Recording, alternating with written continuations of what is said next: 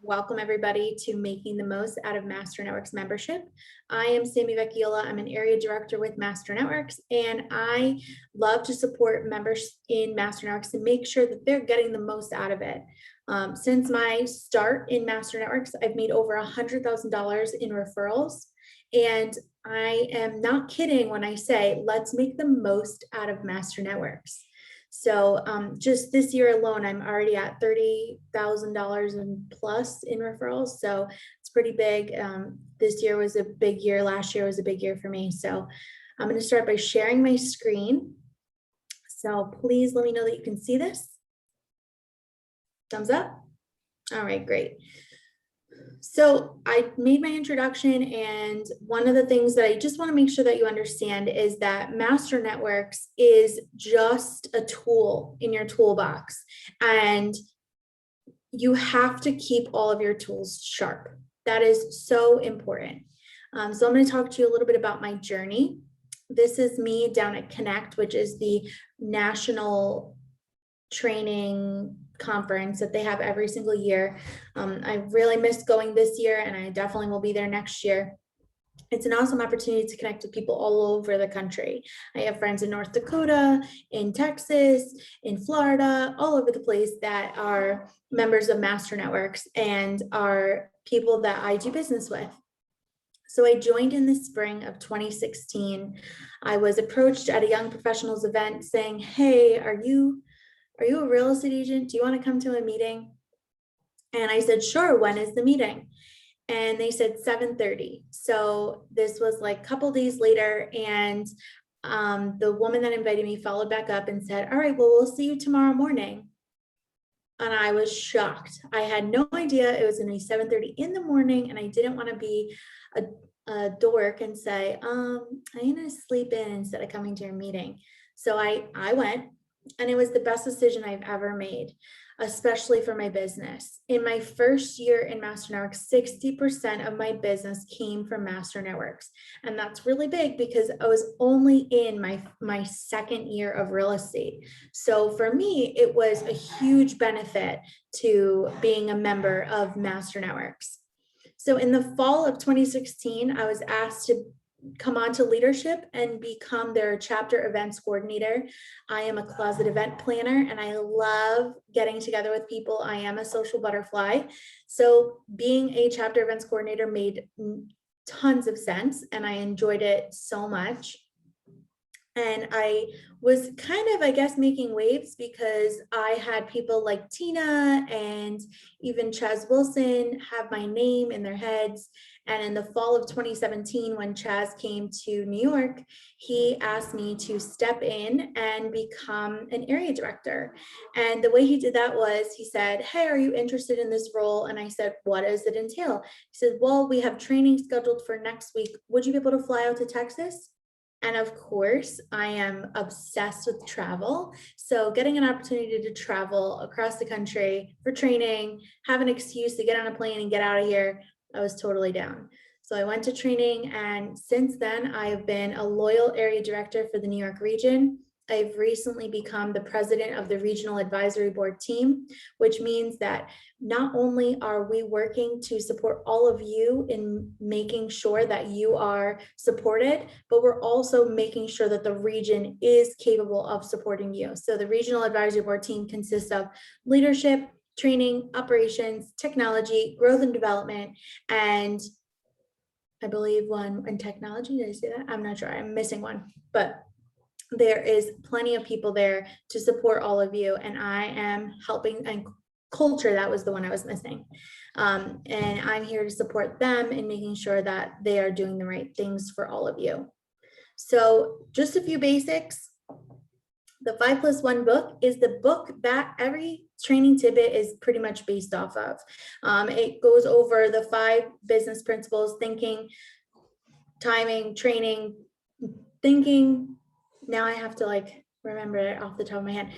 So it's, the first one is thinking, the second one is tracking, targeting, timing, and team building. And then the +1 is the master skill of networking.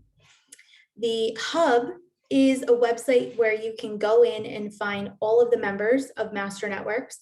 And you can also track your business.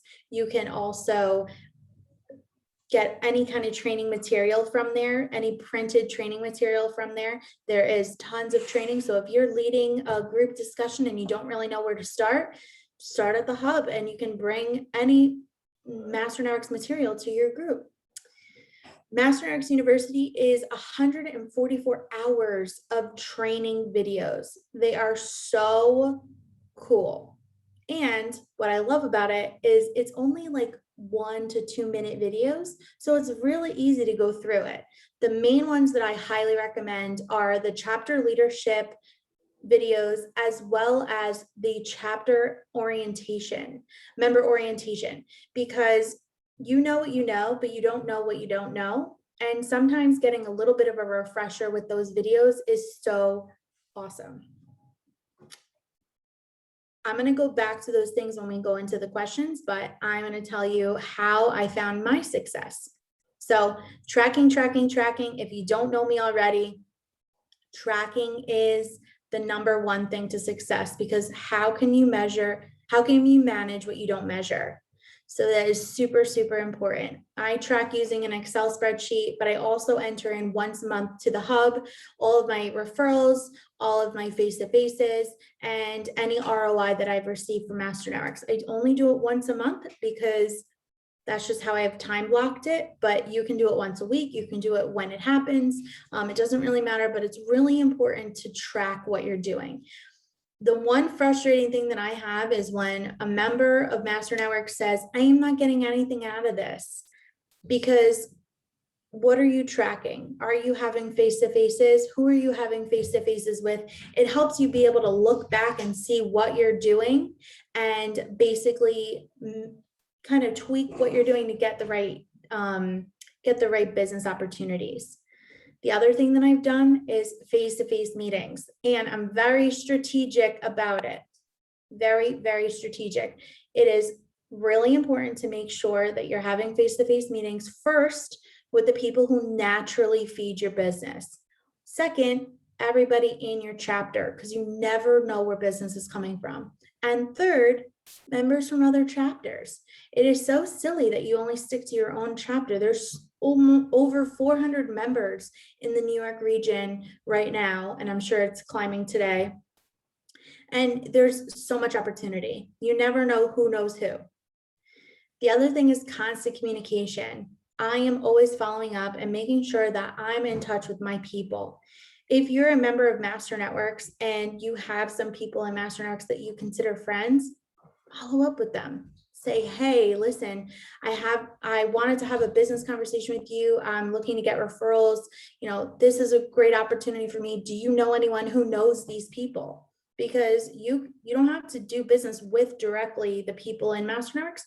It's about working through people, and constant communication really helps with that. Supporting others is so key. One of the things that I made sure to do was anytime one of my people in my group or in the region that I already had a relationship with was doing an event, a workshop, a presentation, I made sure to support them. It is so important to be supportive. Being a giving and supporting person gives you so much more back than you could ever imagine. Also, I took leadership roles, like I told you. So I was events coordinator. I then became the president later on. And now I'm an area director, and I'm also the recruitment chair for my chapter. So taking leadership roles is an easy opportunity to show other people in Master Networks what you're all about. How you do one thing is how you do everything.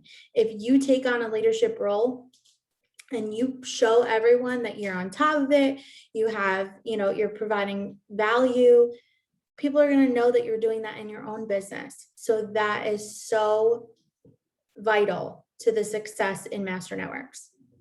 Also, make sure you're connected on social. If you're a social media person, connect and see if there's other opportunities. You never know what's around. There's the Master Networks New York Region group on Facebook. People are posting, hey, in search of, you never know. Maybe your husband's a contractor who doesn't want to join Master Networks because of the time of meetings, and you could be getting a ton of business for your husband who's not even in Master Networks.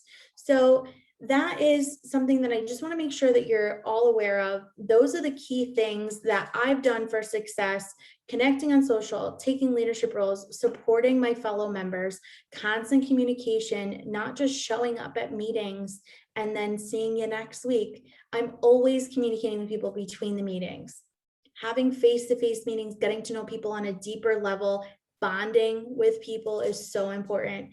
And my number one rule: track everything. Those are the 6 things that I've really done to help me succeed in Master Networks. And as I told you in the beginning, I've closed over $100,000 in business from specifically Master Networks referrals. And that's the money that lands into my bank account, not just the total cost of the referral. Does anyone have any questions? I'm going to open this up and let everyone who has a question about any of the pieces, including the hub, Master Networks University, some of the things that I do want to talk about, now is your time. I'm going to stop sharing. Do you have any questions?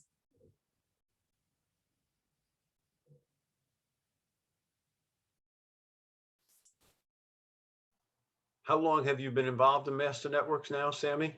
So I've been a member of Master Networks since 2016.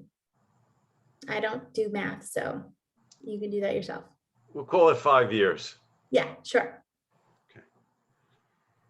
Was it a slow start, or did you jump right in with both feet? I jumped right in with both feet. So my first few months in Master Networks, I had a face-to-face with every single person in my chapter. I took on whatever leadership role that they wanted, which was the events coordinator within a few months of joining. And I made sure to provide support to the people in my chapter. So I was seeking out giving everyone in my group a referral because I wanted to be, number one, I'm a goody two-shoes and I want to be a rule follower, but also I just really wanted to support the people in the group because I was getting so much out of it, just professionally, professional development wise, that I wanted to make sure that everyone in the group knew that I was there for real business. What I found, and tell me if this is true or not, is that it's important not only to have one face-to-face with somebody, but to follow up and have a second. Yeah, my favorite thing to say is everyone is an onion. So your first face-to-face, you're peeling back the shell of the onion, but there are so many layers. And once you get closer to the middle, you start to cry. So make sure to get those face-to-faces in and get through that onion. Teresa? Sammy, what are you using to actually track your ROI on here? Are you just using the tools in the hub, or is there something else that you're using? Yeah, so I have an Excel spreadsheet where I track my business. I track a lot of different things in my business. The main key is I want to make sure I know the source of where my business is coming from. And I give all the credit to Julia Moore from G Moore Insurance. She taught me how to track these numbers. And then I went a little rogue and tracked a whole lot of other things that she was like, oh my God, when she saw my spreadsheet. So I do track the source of business, and one of the sources is Master Networks. And then I also track who in Master Networks gave me that referral. One of the things that I do also look at is incoming business. I track the source, and then close business. So I'm looking at the percentage wise of what business is coming in and also what is closing. So I can see like, oh, a referral from this person, that's a guaranteed close. Every single one from this person has closed. So that's how I know how to really focus on the referrals that I'm getting. Can I ask? Yeah. I don't like Excel. I don't use Excel. Is there another way that somebody here does that works really well? You can put it in your I'm a paper CRM person. system. You can, there's like so many different ways. So how do you track the people that how do you track new contacts that you get? I basically keep in a notebook, and I'm chronological, but then now that I'm doing a lot more, chronological is too much to backtrack. So it's probably alphabetical, but I'm not sure. I don't do Excel. Everybody says Excel is the best way to track, but I thought if anybody else had a different idea, that I would suggest making just a little asterisk, maybe making different, like your own keyword where like MN, you could put like MN in a circle next to their name, especially if it's in a notebook, you can make notes. Well, I have a And separate then- Master Networks notebook. I have like different hats, so all the Master Networks people are together. So that I do Gotcha. that. But I was just curious because sometimes I'm backtracking, like, okay, what was the date that we did that? So I just Teresa, did you want to respond? Yeah, Google Sheets is similar to Excel, but it's a lot easier to use. So if you have a Gmail account, you have access to Google Suite. So like not the professional suite, but enough to have access to that. And what's awesome about tracking people in a spreadsheet is you can just put whatever fields you want. And then it's, I know on a Mac, it's Command F. I don't know what it is on a PC. You can just Command F to find the person's name and just do a search within the Excel? document. You're saying in Excel? It's similar to Excel, but you just would go to, if you have a Gmail account. I have Gmail and I have a Mac. So, okay, so if you go into your Gmail account, if you just go to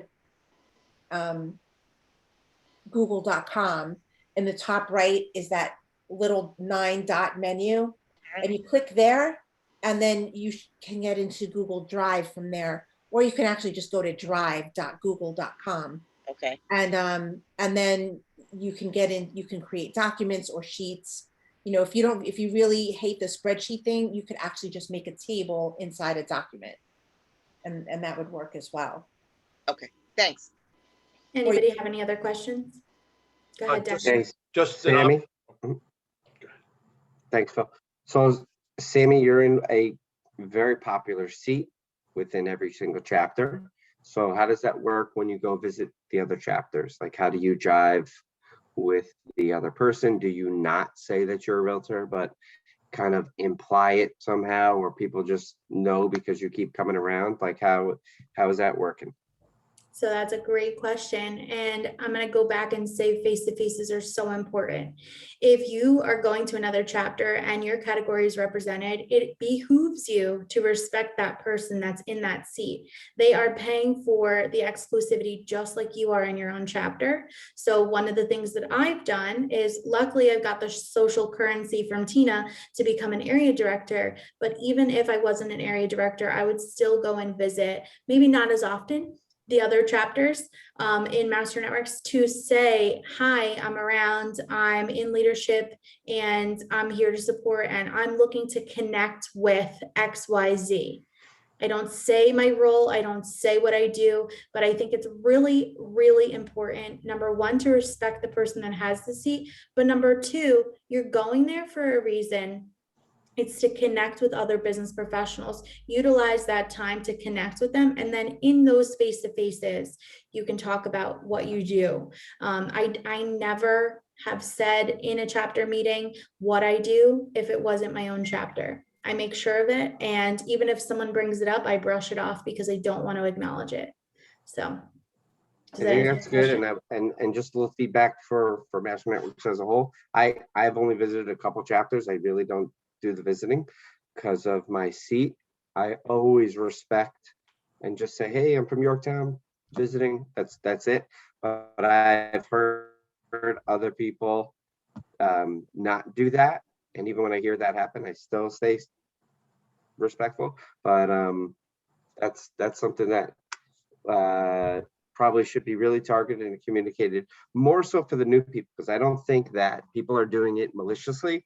I think that it's just like an unawareness thing. So I'm just saying for the feedback, if Yep, that's very timely of you to talk about, because we are working on an exclusivity protocol, and it is being finalized as we speak. And also you'll be getting, the presidents of the groups will be getting an email from me along with a bunch of supporting materials. And So interestingly, I actually don't care if someone does it in our group or my group, whatever. I don't care. I totally brush it off. Like it's like whatever. But I have heard other people say like, oh, that's not fair. And yeah. so I mean, being a real estate agent, I have had plenty of realtors come into my chapter and do their soundbite. A lot of them are brand new in the business. So I let them run at it because you never know, I might be hiring. So I believe in co-opetition, and I am all about working with my peers. In real estate specifically, I'm working with other realtors all the time. So it's really important to have good relationships. I believe Phil had a question, and then Carolyn, you can go. Sam, great presentation. Appreciate it. One idea I have is there are so many sessions like this going on, you know, throughout the region, that the same way Tina sends out the weekly schedule, I think we need a weekly schedule for so many of the extra events that are taking place, because I mean, this is a wealth of information, and I'm sure there's something else I'm missing. I didn't know about this until, you know, the Friday morning meeting, and I figured I'd jump in and learn. But we've got to get the word out that somebody who may miss a meeting or not, who didn't go to the Friday morning meeting, didn't know that this was available, and you know, their loss. But as a region, we should realize that there's so much wealth of information. We need a schedule for it. That's great feedback. I will definitely bring that back to the Regional Advisory Board team to develop that. Tina's email also usually puts out the special events that are going on, but I just want to say it's so important for the person that's presenting and doing the workshop to communicate with Tina to put it into the newsletter. I know I didn't do that for this because it was my trial run. I will be doing this again. So that's why I kind of left it as is. And also I planned it last week, so it's really last minute. But anyways, Carolyn, did you have another question? I was just gonna say, with the Zooms that we can all go on, every leader who remembers to always do the members first, then the visitors from other chapters. Davin, there are probably 10 different health and wellness people. Vern and I are on so many calls together. So you always have to respect the person who's the member. And then sometimes there's no member in the group, but we're all guests, so we all give something, and hopefully people will say something different about their health and wellness that somebody already said. You know, so you can acknowledge your health and wellness and you tell your chapter you're from, but you don't say something that somebody already said, you know. But if that is going to be in the exclusivity clause, so not to worry, it's already covered. We got it. Any other questions? All right, I'm going to go ahead and stop recording. Thank you all for joining me. I really appreciate the support. You guys are fabulous, especially for the last minute.